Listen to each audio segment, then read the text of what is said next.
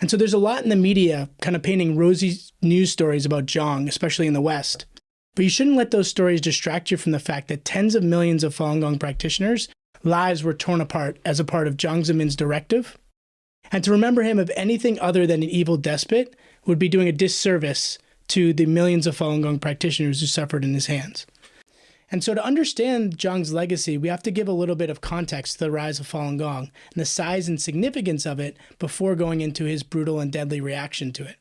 Because much of the CCP's propaganda over the last decades has been to malign Falun Gong in the West, to control its coverage, and make people feel as though it's a small fringe issue. But in reality, Falun Gong is one of the largest defining stories in modern Chinese history. And Falun Gong was introduced to China in 1992 by Mr. Li Hongzhi, and it was introduced through a series of lectures that were given from 92 to 94. And from 1992 to 1999, organically, Falun Gong grew from 0 to 100 million practitioners, by Chinese government's own estimates of 70 to 100 million practitioners. That means that 1 out of every 13 Chinese people were practicing Falun Gong.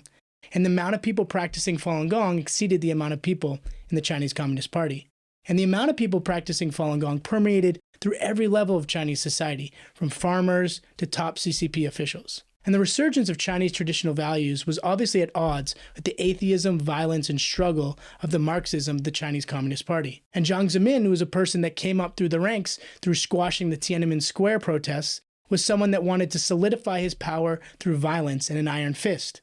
And he wanted to solidify his power through placing people under him and throughout the Chinese Communist Party that would be loyal to him through corruption.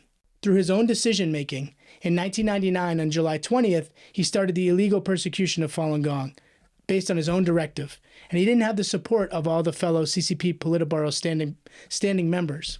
And to quote him, it really sums up kind of what his goals were and his legacy. Just to quote him about Falun Gong, he said, "To ruin their reputations, to bankrupt them financially, and to destroy them physically."